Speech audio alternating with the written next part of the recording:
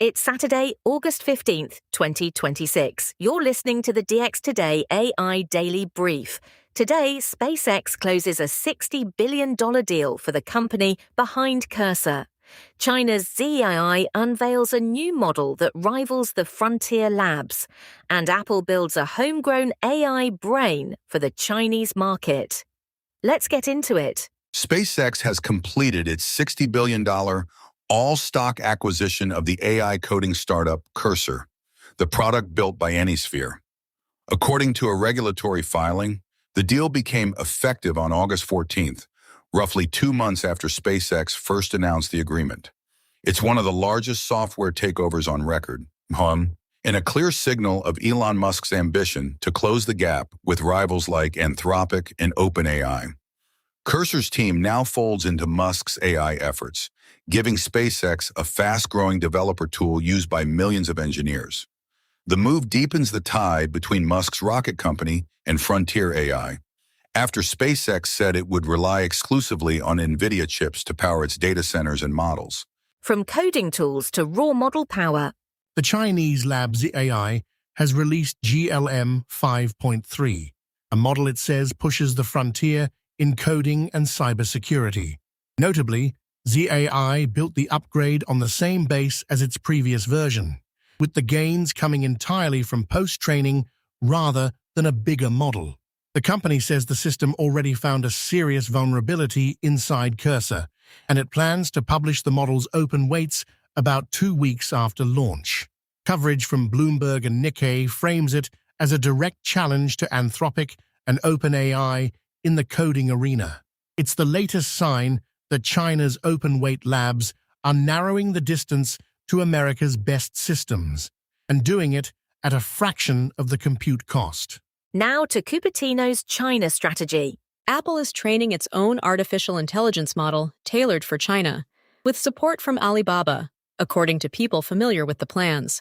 The homegrown model would power Apple Intelligence features for Chinese users, giving Apple tighter control and letting it adapt more effectively to local rules and tastes. It's a meaningful shift.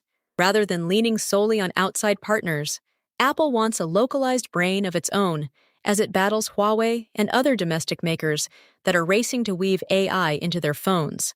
Alibaba's involvement helps Apple navigate China's regulatory landscape, where foreign AI services face strict approval.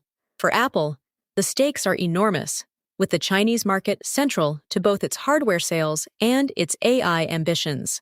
Staying in Asia, a warning on memory.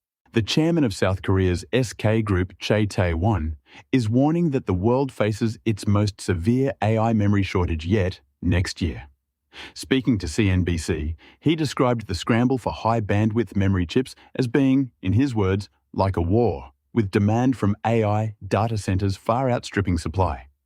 His company, SK Hynix, is one of the top makers of the memory that sits alongside Nvidia's accelerators, and Chey said the firm is weighing overseas factory expansion to keep up, including new capacity in the United States. The comments underscore how the AI boom has turned memory chips into one of the tightest bottlenecks in the entire technology supply chain heading into 2027. The boom has a downside too. The trading giant Jane Street suffered a staggering loss of about $15 billion in July as leveraged bets tied to the AI rally unwound. Much of the damage flowed through its exposure to the AI-focused hedge fund Situational Awareness, whose holdings tumbled during a sharp sell-off in AI stocks. Reports from Bloomberg and the Financial Times note that Jane Street's stake in that fund fell from a peak near $10 billion to roughly $3 billion by month's end. Even so, the firm's overall trading revenue still cleared $40 billion, a reminder of its scale. The episode is raising uncomfortable questions on Wall Street about what breaks if the financing behind the AI build-out begins to tighten. Next, a hardware alliance deepens. LG and Nvidia are expanding their partnership into what both companies call physical AI. Under a new agreement signed at Nvidia's headquarters, the two will collaborate across 3 areas: robotics, so-called AI factories, and mobility. The idea is to bring Nvidia's chips and software into LG's manufacturing lines, its robots, and eventually its vehicles, blending AI with the physical world rather than just the digital one. Investors liked what they saw. Shares of LG Electronics jumped about 5% on Friday on the news. The deal reflects a broader theme sweeping the industry as the biggest AI players push beyond chatbots and into factories, warehouses, and machines that move, lift, and build in the real world. Back to the chip supply crunch. China's largest contract chipmaker, SMIC, is raising prices, and it's pointing squarely at artificial intelligence to explain why. In its second quarter results, the foundry beat expectations, posting revenue of about $3 billion, and said surging demand for AI-related chips is letting it charge more while it weighs further capacity expansion. Management described spillover effects, where booming orders for cutting-edge AI silicon lift pricing across more ordinary chips as well. It's a striking position for a company that operates under U.S. export restrictions, and it shows how the AI wave is reshaping economics even at the older, more mature end of the market. For customers, though, it means the cost of getting chips made is heading in one direction, and that direction is up. Now to robotaxis on the road. Uber and the Chinese self-driving firm Pony.ai are dramatically expanding their partnership across Europe.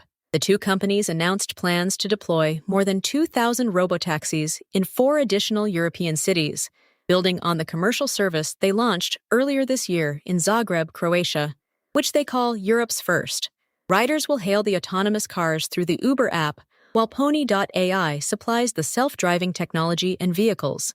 It's a notable vote of confidence in Chinese autonomous driving at a moment when the technology faces intense scrutiny and competition worldwide.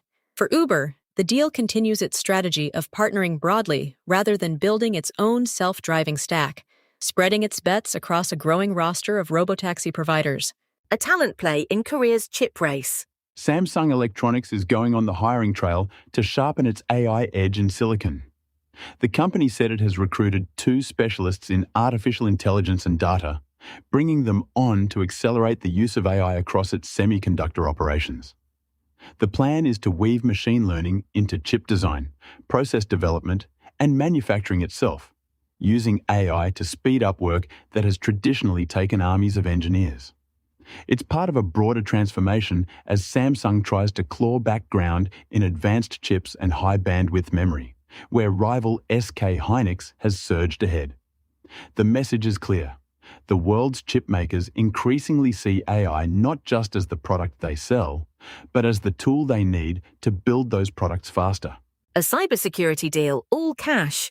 Datavault AI has agreed to acquire the cybersecurity firm CyberCatch in an all-cash transaction valued at about $94.5 million.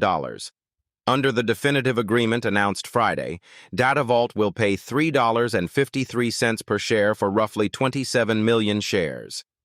The move folds CyberCatch's security and compliance tools into Datavault's platform, which focuses on data valuation, tokenization, and AI-driven analytics.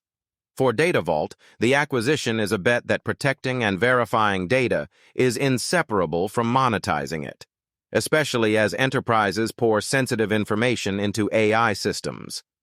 It's a reminder that beneath the headline-grabbing model launches, a quieter wave of consolidation is underway as AI companies snap up the security and infrastructure pieces they need to win enterprise trust. A seed round down under. An Australian startup called Sophiie AI has raised $5 million Australian dollars in a seed round and launched what it describes as an AI operating system for trades and service businesses. The idea is to give plumbers, electricians, and small service firms a virtual assistant that can answer calls, book jobs, and handle the back-office grind that owners rarely have time for. The company says it's now expanding into the United States, targeting one of the largest and most underserved corners of the small business market. It's a good example of AI moving out of the tech giants and into the everyday economy, where the promise isn't superintelligence, but simply helping a busy tradesperson stop losing customers to a missed phone call. Finally, a national AI push. In his Independence Day address, Indian Prime Minister Narendra Modi laid out an ambitious technology agenda, He announced a plan to provide AI training to 1 crore or 10 million young people over the coming year, aiming to build a vast pipeline of talent. Modi also said India expects as many as 8 new semiconductor plants to come online over the next 7 to 8 years, part of a drive to make the country a chip manufacturing hub. Together, the pledges signal that India wants to compete not just as a consumer of artificial intelligence, but as a builder of the skills and the silicon underneath it. Whether the ambition translates into factories and jobs will be the real test.